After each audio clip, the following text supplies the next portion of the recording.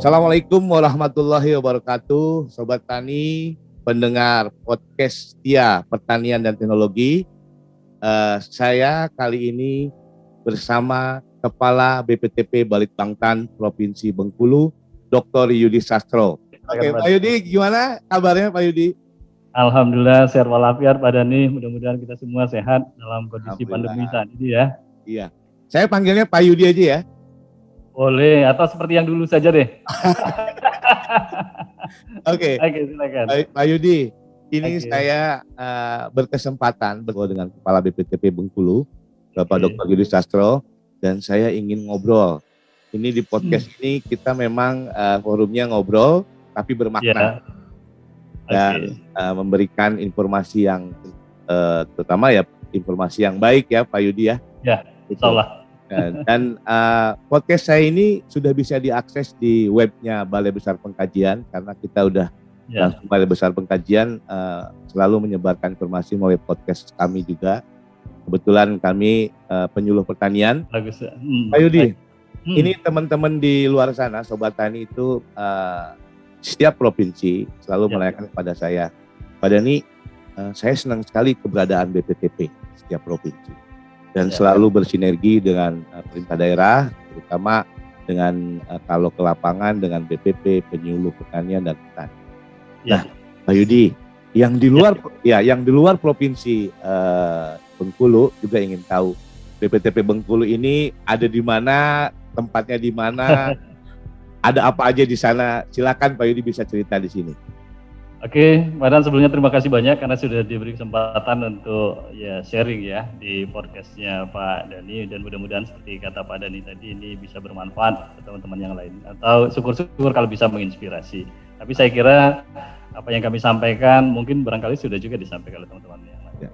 Jadi terkait BPTP Bengkulu, bagi yang belum pernah ke BPTP Bengkulu itu tempatnya cukup cantik ya, saya pikir ya. Karena dia di tengah kota, tetapi masih dilingkupi persawahan. Jadi ada sekitar 300 hektar persawahan milik masyarakat dan milik dinas pertanian. Jadi cukup indah di atas bukit dengan fasilitas seluas kurang lebih 2 hektar. 2 hektar ya? Dan, 2 hektaran. Kemudian di sana ada kantor yang cukup cantik, juga dilengkapi dengan sarana prasarana, laboratorium, rumah kaca, display, kemudian juga ada rumah dinas, dan saya saat ini menumpang di rumah dinas itu. Dan itu sebenarnya kalau dari pusat kota cukup sekitar 10-15 menit sudah sampai ke BPTP Bengkulu. Dan kita punya sumber daya cukup besar Pak Dan, bahkan saya kira sudah di 2 besar atau 3 besar di Sumatera ya.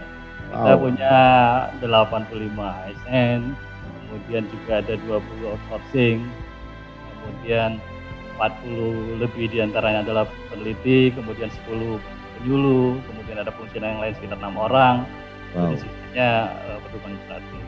Dan rata-rata pendidikannya ya, yang untuk peneliti penyuluh rata-rata sudah master. Jadi, ada 3 doktor, 2 kandidat doktor, saya kira mungkin sudah bisa nanti ke depan bisa mendukung amanah yang diberikan oleh Kementerian Pertanian terkait dengan pengkajian diseminasi spesifikasi lokasi. Jadi cukup menarik BPTP Bengkulu Pak Dan, samping cantik tempatnya insya Allah, kemudian orangnya juga cukup ramai gitu. Seperti itu mungkin Pak Dan untuk BPTP Bengkulu. Jadi kalau yang di luar Bengkulu bisa main ke BPTP Bengkulu untuk belajar bisa ya Pak Yudi ya? Sangat bisa, malah kami senang untuk dikunjungi. Bukan belajar mungkin Pak Dan, sharing. Jadi teman-teman dari luar BPTP Bengkulu kan punya banyak pengalaman yang tentunya mungkin pengalaman itu sangat dibutuhkan untuk di Bengkulu. Jadi sharing, jadi apa yang kami lakukan di Bengkulu bisa kami share juga ke teman-teman yang berada di luar Bengkulu. Seperti itu Pak Dan. Wow, ini asik. Oke, Pak Yudi, kalau di masa pandemi ini nih, kita tahu Kementerian Pertanian punya program yang harus dipacu dan harus dikerjakan untuk mencapai tujuan itu. Nah, di BPTP Bengkulu ada strategi nggak Pak Yudi di masa pandemi seperti ini? Tadi kan Pak Yudi udah bilang tenaganya udah, bahkan ada kandidat dokter lagi nih. Kemudian penyuluhnya juga udah hampir semua mungkin sudah master. Kemudian ada beberapa dukungan lain di staf-staf yang lain pendukung terhadap BPTP Bengkulu. Nah, strateginya seperti apa Pak Yudi untuk menghadapi pandemi seperti ini? Ya, baik Pak Dan. Jadi pertama barangkali agak sedikit ini ya. Saya kira pandemi ini bukan sesuatu hal yang perlu kita tangisi. Saya pikir ya justru ini tantangan. Jadi tantangan untuk membuat kita lebih kreatif. Kemudian untuk membuat kita lebih kuat. Dan ini yang selalu saya sampaikan kepada teman-teman peneliti penyuluh. Kenapa sudah kita ketahui bahwa pandemi ini terkait dengan penganggaran kegiatan sejak tahun lalu sudah tidak ada. Dan tahun ini juga sudah sangat minim, barangkali hanya disisakan untuk beberapa kegiatan diseminasi. Nah, BPTP Bengkulu itu Pak Dhani, kami dari awal kabar bahwa akan terjadi rasionalisasi, kami sudah leading di depan untuk menyusun strategi, dan kami diskusikan dengan manajemen dan teman-teman peneliti dan penyuluh seperti apa sebaiknya kita ke depan terkait kalau seandainya dampak pandemi ini terkait dengan penganggaran, juga terkait dengan mobilitas kita ke lapangan. Dan kami sudah menyusun beberapa strategi yang saya kira ke depan masih harus terus disempurnakan. Ada beberapa strategi Pak Dhani yang kami tempuh, tentunya disesuaikan dengan keadaan di BPTP Bengkulu. Pertama adalah kami mengoptimalkan sarana prasarana yang ada. Itu kata kuncinya. Sarana dan prasarana ya. Jadi sarana prasarana yang ada terkait dengan dukungan kegiatan pengkajian diseminasi mendukung program utama kementerian di lapangan. Ya, sarana prasarana yang ada ini tentu saja kami punya laboratorium yang bersertifikasi laboratorium tanah misalnya. Kemudian kami punya 2 laboratorium yang lain, Pasapande dan HPT, yang juga bisa kami optimalkan karena kami juga punya di samping punya peralatan juga punya tenaga yang cukup baik. Kemudian kami juga punya unit-unit UPBS tanaman pangan misalnya kan. UPBS itu apa Yudi? Ya, jadi unit pengolah benih sumber ini kita juga memproduksi benih. Unit pengolah benih sumber ya. Kadang-kadang di luar sana UPBS apa ya? Ini unit pengolah benih sumber ya. Wah, jadi menghasilkan benih sumber ya. Ya. Oke. Benih sumber dan benih sebar saat ini karena kita juga menakan untuk benih sebar untuk membantu petani. Jadi ada untuk diseminasi dan ada juga untuk sebagai penghasil PNBP. Nah, kami ada plusnya Pak Dhani. Kami punya unit penghasil DOC KUB di Bangtan. Wow, itu termasuk benih ya, bibit ya. Jadi jadi kita masuk ke sana pengolahan UPBS. Ayam KUB dan punya itik master. Jadi Bengkulu ini lumayan loh Pak. Dan ini kita di sini sejak tahun yang lalu, kemudian tahun ini juga kita sudah menghasilkan DOC KUB, kemudian DOD. Yang di Bengkulu ini permintaannya luar biasa Pak. Dan per minggu itu KUB itu bisa 40.000 DOC masuk ke Bengkulu. Wow. Jadi ini kita manfaatkan dan mereka menunjang program Kementan, juga menunjang kegiatan penelitian, pengkajian, diseminasi teman-teman peneliti. Jadi boleh dikatakan nggak punya uang tapi kita punya barangnya nih. Barangnya mau diapain? Nah itu mau penelitian itik ada DOC-nya. Mau penelitian ayam ada. Pak Yudi, soalnya ini KUB itu banyak banget yang nanyain. Jadi waktu saya rilis videonya dari Balitna, itu banyak, padahal ini saya dari Bengkulu, saya dari Aceh, bisa nggak dipesan? Saya bilang saya arahkan ke BPTP. Ya. Dan alhamdulillah di BPTP rupanya memang punya ya Pak Yudi ya. Tapi badan antriannya Masya Allah badan ribuan. Jadi siapa cepat siapa dapat dong. Ya, jadi masuk antrian. Misalnya contohnya Bu Rara dan kawan-kawan itu antriannya ribuan itu DOC. Jadi, wow, itu bukan pesan mobil aja inden ya, ternyata luar biasa, inden. Pak. KUB juga inden. Luar biasa. Jadi mereka ini, jadi gini juga ada fenomena, walaupun lisensor kita misalnya ada beberapa lisensor KUB dan DOD ini lisensornya Litbang juga, tetapi kalau yang namanya dari BPTP itu beda katanya. Beda dalam artian begini, ini kan hanya masa psiko. Jadi pengen waktu 2-3 bulan mereka masih mau menunggu. Bahkan ada yang 4-5 bulan barangkali masih mau menunggu karena katanya jos lah kalau dari BPTP gitu. Padahal kita sudah edukasi juga bahwa misalnya beberapa perusahaan penghasil DOC itu juga adalah lisensornya badan. Nah itu tadi sarana prasarana. Ada sarana juga penetasan, tagriman kita cukup baik. Kita punya rumah kaca yang di sana ada display hidroponik dan aquaponik. Jadi ngikutin kepala-kepalanya hidroponik sama aquaponiknya. Saya sudah lihat itu di YouTube-nya. Wow, itu langsung hostnya yang menjelaskan kepala BPTP-nya. Keren. Terus Pak Edi, silakan. Terima kasih. Nah, tadi juga kita punya koleksi SDG. Jadi kita di sini SDG-nya cukup banyak karena daerah Bengkulu ini setiap tahun kita belasan kita daftarkan ini paritas unggul lokal. Nah, sebagiannya itu asesinya kita simpan di BPTP Bengkulu. Memang kita tidak punya kebun percobaan Pak Dhani, tetapi kami yang masih bisa kami tampung di halaman ini kami jadikan untuk menyimpan ACC yang kita sudah anggap koleksinya baik. Ya ACC-nya koleksinya ya. Jadi kalau orang mau lihat itu bisa lihat di BPTP. Ini ya, loh. Wah, keren. Betul. Lalu saja kita sudah mendaftarkan 17 kalau nggak salah. Tahun sebelumnya ada 11, tahun ini juga banyak target kita terkait dengan varietas unggul lokal ini Pak Dani. Dan kita dibiayai juga dari Kementerian Pertanian. Nah kemudian Pak Dani ada strategi juga, strategi ketiga. Tadi pertama ya, yang kedua adalah peningkatan kerjasama. Jadi dengan masa pandemi ini, kita kan sebenarnya pembiayaan kegiatan itu kan dari 3 sumber. 1 APBN, 2 kerjasama, 3 mandiri. Ini yang kita inikan di BPTP Bengkulu. Nah karena APBN kita sudah tidak memungkinkan, kita harus mengoptimalkan kerjasama baik itu dengan pemerintah daerah, dalam hal ini Bapeda dan Dinas, juga dengan perguruan tinggi. Mereka masih punya uang Pak. Mereka masih punya uang. Nah, mereka butuh kita yang ekspornya di kita. Jadi ini yang kita gali sejak tahun lalu. Ya sudah dapatlah kita beberapa kegiatan dari Bapeda Bengkulu Selatan, misalnya tahun ini juga akan dapat dari Bapeda Bengkulu Selatan. Kemudian kita juga dengan sharing profesionalisme dengan Fakultas Pertanian Universitas Bengkulu, baik terkait dengan kegiatan penelitian, kemudian pembimbingan di lapangan bersama mereka, kemudian juga terkait dengan publikasi.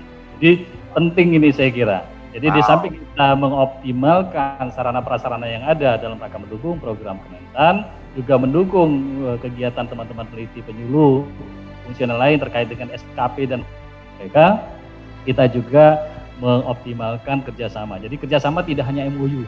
Saya terus terang saja saya sudah bilang ke teman-teman, saya nggak mau kalau cuma MOU. Saya harus ada implementasinya. Implementasinya. Iya Pak Dan. Nggak penting kan MOU-nya banyak kalau nggak ada implementasi. Itu prinsip itu. Jadi BPTP Bengkulu sudah ke arah sana. Kita nggak lihat besar atau kecilnya karena semuanya pasti berperan. Itu strategi yang berikutnya tadi Pak. Kemudian yang berikutnya adalah yang juga tidak kalah penting. Kita kan menuntut juga nih. Saya selaku kepala balai menuntut ke teman-teman. Mana sumbangan teman-teman dalam kondisi susah begini?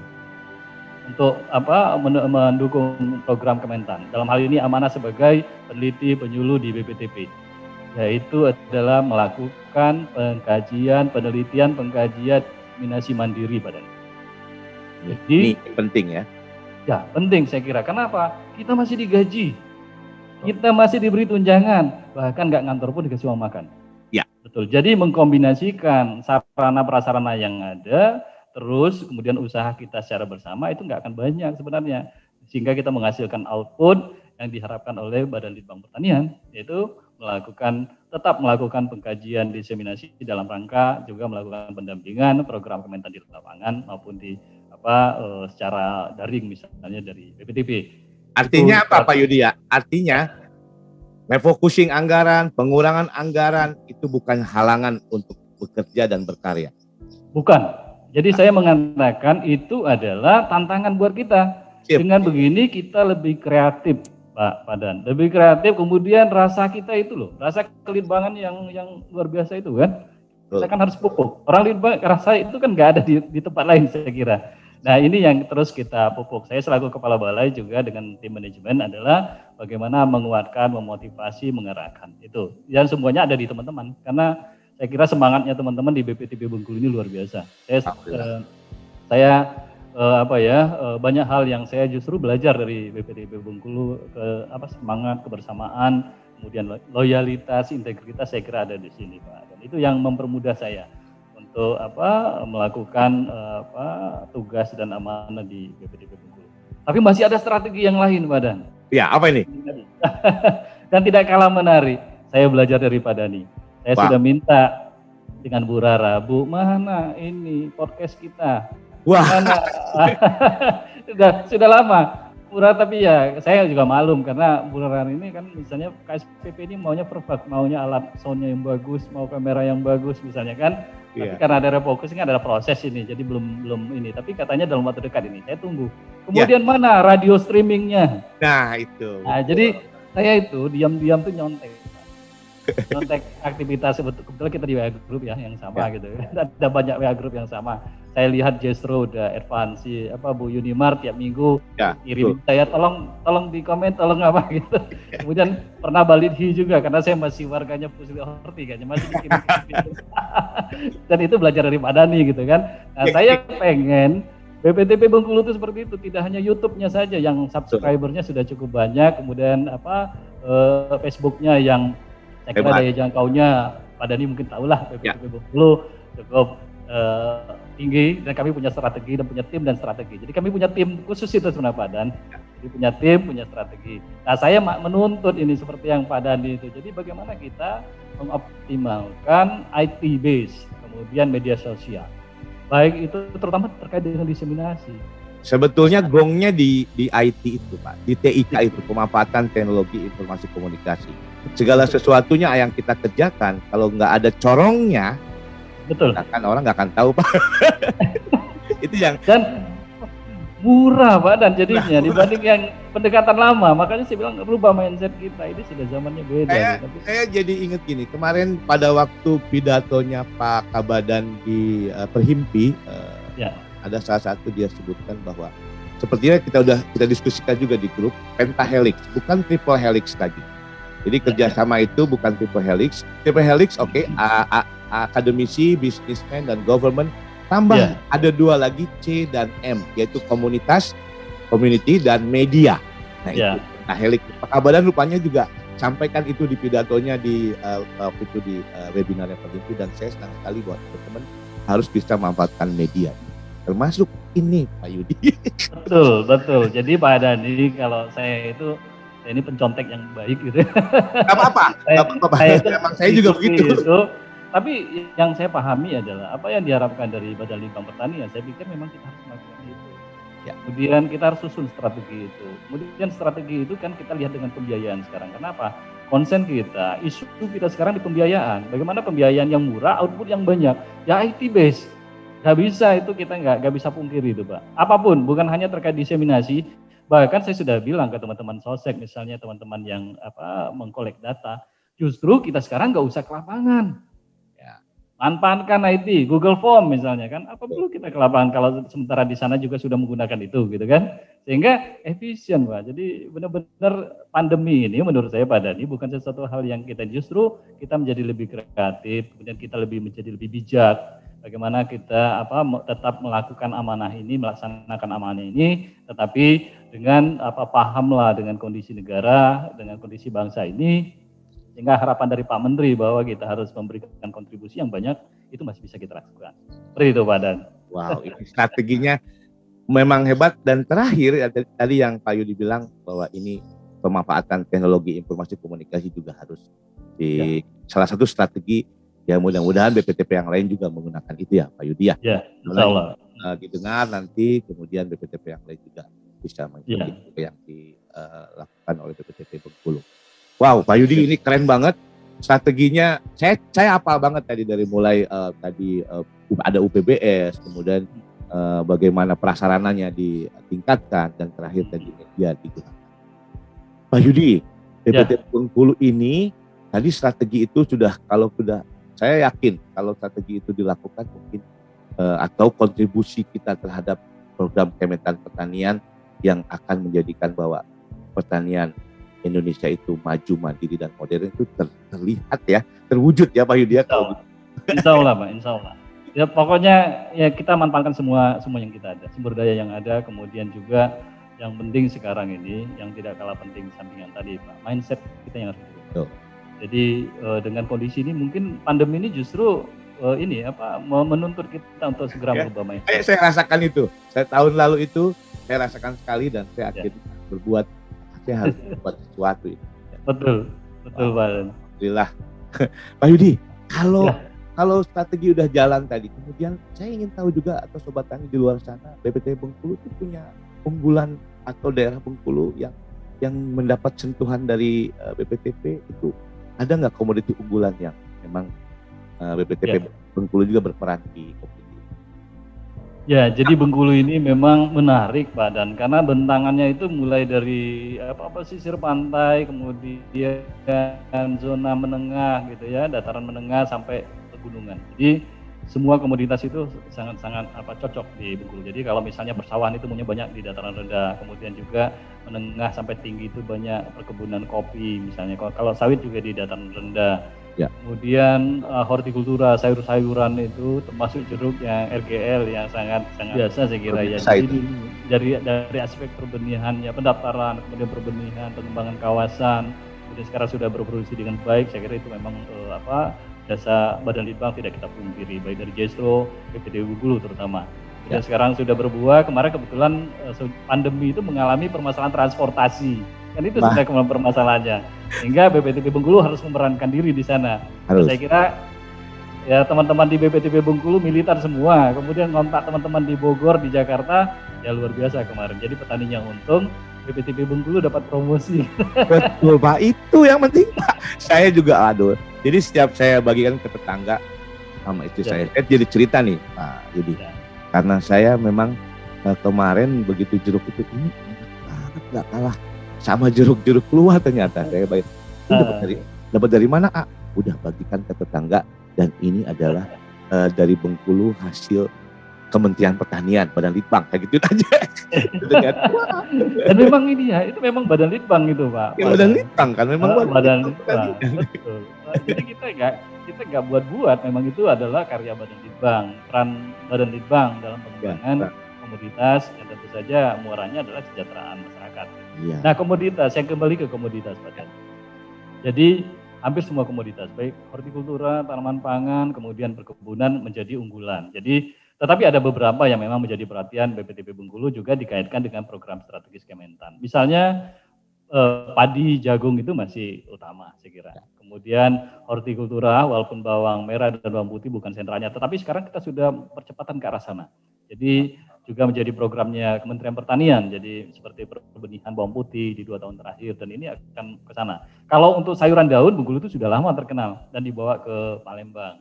Nah, juga komoditas perkebunan, kopi Bengkulu itu terkenal Pak Dan. Ya. Terkenal dan kualitasnya luar biasa. Saya kalau sekarang semenjak pulang kampung ini, kopi Bengkulu petik merah gitu. Kalau sudah pulang ke Bogor itu kayaknya kopi yang ada di Bogor gak ada apa-apa deh, udah gak enak.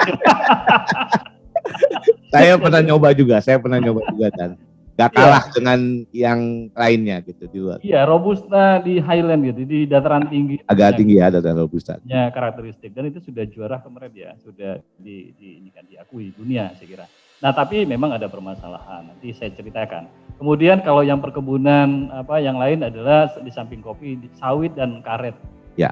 Nah, jadi sawit itu sekitar 70.000 kebun rakyatnya, tapi banyak perusahaan juga, kita nggak hitung perusahaan.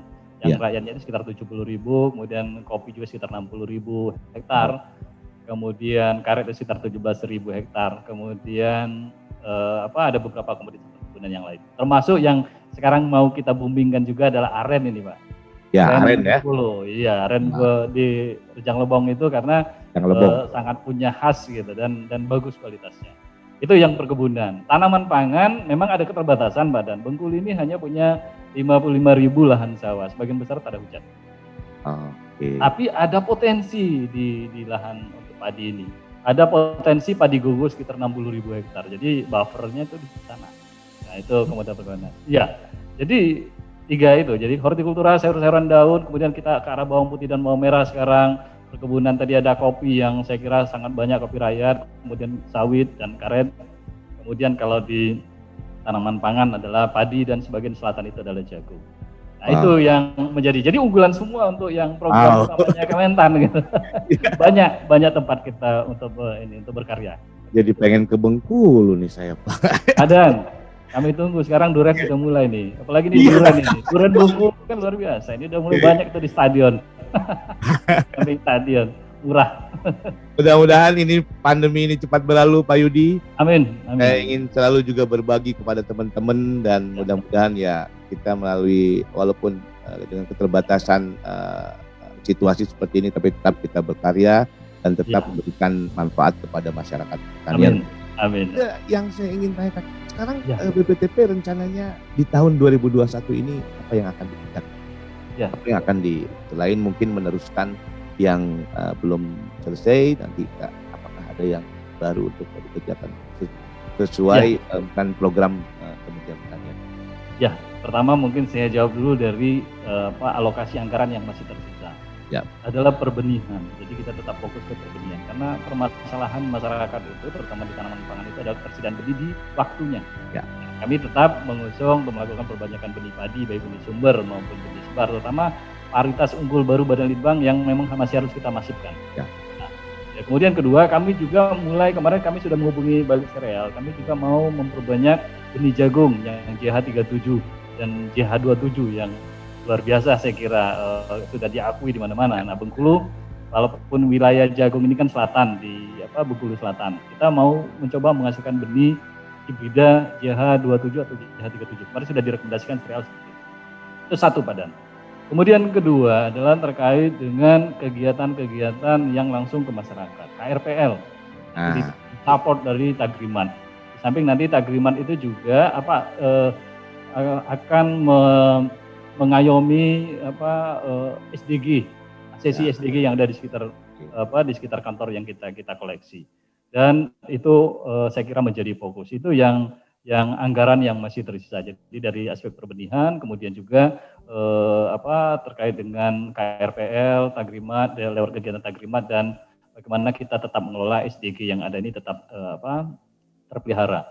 Dan ketiga pasti kita ada kegiatan diseminasi yang lain dalam rangka pendampingan program strategis Kementan. Itu yang dari anggaran yang masih ada dialokasikan. Nah, tetapi yang kedua, kami akan melakukan beberapa kerjasama, misalnya kegiatan pengembangan kampung ternak di Bengkulu Selatan. Kemudian pengabdian masyarakat kerjasama dengan Fakultas Pertanian Universitas Bengkulu. Perguruan tinggi ya. Ya, plus ada 12 kegiatan mandiri pada. Wow. Ini yang tadi saya 12 bilang. Kegiatan mandiri. Kegiatan mandiri. Dan kegiatan mandiri ini kami lakukan SOP-nya sama dengan kegiatan APBN. Jadi dibuat proposalnya, diseminarkan, dikoreksi, diseminarkan, diperbaiki, di SK-kan kepala balai. Kemudian diutamakan adalah memanfaatkan semua sarana prasarana yang ada di sekitar balai, kemudian juga pembiayaan tambahannya dari masing-masing teman-teman. Dan ini nanti yang akan memenuhi target KPI-nya BPTP Bengkulu. Wow. Seperti itu, Badan. Wow. Itu yang akan kami lakukan tahun ini. Dan Bu Rara dan kawan-kawan di KSPB adalah sedang menginisiasi di kerjasama misalnya dengan perusahaan swasta. Kemudian juga ada kemarin pengembangan pisang. Itu mereka kemarin bahkan bilang, biayanya berapapun Pak, kami siap. Nah ini yang kita tunggu kata-kata begitu. Tapi kita harus memberikan expertnya kita ke mereka. Dan juga ada beberapa perguruan tinggi yang menunggu untuk diimplementasikan kerjasama terkait dengan kerjasama penelitian dan publikasi. Itu yang saya kira Pak Dan yang akan kami lakukan. Kenapa? Yang akan kami lakukan ini di samping memang anggarannya dialokasikan, tetapi juga kami harus memastikan target BPTP yang sudah diberikan Badan Litbang itu tercapai. Jadi itu tadi, karena nggak ada APBN ya kerjasama yang kita banyak. Kalau kerjasama masih kurang juga, mandiri yang kita pupuk gitu Badan. Dan mandiri ini bagaimana? Memanfaatkan sarana prasarana yang ada. Di samping ini akan menghasilkan inovasi teknologi, juga akan membantu kantor untuk memelihara sarana prasarana yang ada di yang sudah kita miliki. Jadi ya semuanya berkurang sekarang. Dukungan manajemen sudah hampir nggak ada misalnya. Yang lain-lain sudah nggak ada. Jadi satu-satunya cara ya seperti itu yang kita lakukan. Dan ini menarik sebenarnya Badan. Tentunya akan kami sempurnakan terus sambil jalan karena akan dievaluasi. Gitu Badan. Wow. saya keren banget. Saya siap mendukung Pak. Jadi dari segi kestrukturalan atau sebagai koordinasi, walaupun secara pribadi. Jadi teman-teman BPTP, peneliti, penyuluh dan Litbayasa dan semuanya itu apabila ada sesuatu yang ingin dipublikasikan melalui forum kami, melalui balai besar, tetap koordinasi dengan kita akan publikasikan dan kita bantu untuk menyebarkan informasi-informasi seperti itu. Wah. Oke, terakhir Pak Yudi, harapannya, harapan Pak Yudi ini. Ada quote atau harapan yang ingin Pak Yudi sampaikan? Silakan. Oke, kalau berbicara ini harapan, jadi ini juga menjadi ruang bagi BPTP saya kira. Ada beberapa isu di Provinsi Bengkulu. Isu pertama adalah masih minus produksi padi 50.000 ton per tahun. Itu isu pertama. Jadi kita ini masih kekurangan beras 50.000 ton Bengkulu, jadi masih dari luar. Kemudian kedua, beberapa komoditas kita tidak, nilai tambahnya masih kurang dan bahan mentahnya dibawa ke provinsi tetangga. Sehingga nanti misalnya kopi Robusta Bengkulu itu kopi Lampung lebih terkenal kan. Padahal dari Bengkulu. Iya, bagaimana ini menjadi isu kedua. Kemudian isu ketiga, kecukupan daging dan telur. Daging dan telur kita ini masih banyak dipasok dari Sumatera Barat, padahal masih sangat kurang. Nah ini saya kira ke depan harapannya teman-teman BPTP itu bisa menjawab terkait dengan 3 isu tadi, Pak. Jadi itu menjadi ruang dari BPTP Bengkulu untuk melakukan pengkajian, diseminasi, bahkan melakukan penelitian bersama Balai Komoditas. Ini harapannya ke depan itu tidak ada lagi gitu Badan. Apakah saya masih di sini atau sudah tidak di sini, tetapi kalau bisa nggak ada minus-minus lagi terkait dengan ini. Jadi paling tidak mencukupi kebutuhan diri sendiri. Kemudian nilai tambah produk itu yang harus. Jadi jangan sampai rantai pasarnya terlalu panjang gitu kan. Bagaimana Bengkulu bangga dengan produknya sendiri. Tapi ini perlu dibicarakan banyak dengan pemerintah daerah. Kita mungkin cukup akrab dengan gubernur yang sekarang, dengan teman-teman di dinas, dan ini bisa menjadikan bahan kita untuk untuk kementerian untuk mendapatkan dukungan. Contohnya misalnya di Rakernas kemarin Pak Bupati Bengkulu Selatan yang kemarin intensif dengan kami selama 1 tahun bersama Bapeda, bersama beberapa dinas itu minta menghadap ke Pak Menteri kemudian menyampaikan terkait dengan dukungan program. Jadi saya kira seperti itu nanti ke depannya. Semua kabupaten kota melakukan usaha-usaha yang lebih karena kita juga menyadari banyak keterbatasan di Bengkulu. Itu harapannya kalau ada quote yang sudah sering kita baca. Tidak ada misalnya kalau untuk saya pribadi, dan ini pimpinan itu bukan hanya kepala balai, manajemen dan teman-teman itu sendiri juga pimpinan semua, peneliti penyuluh itu adalah pimpinan gitu. Jadi ada quote misalnya tidak ada kapten kapal yang tangguh itu lahir dari samudra yang tenang. Jadi justru pandemi ini adalah samudra yang sedang bergejolak. Jadi kita selaku pimpinan, entah itu pimpinan struktural ataupun sebagai fungsional juga adalah pimpinan dirinya sendiri, ya kita harus terlahir menjadi kapten yang hebat. Wow.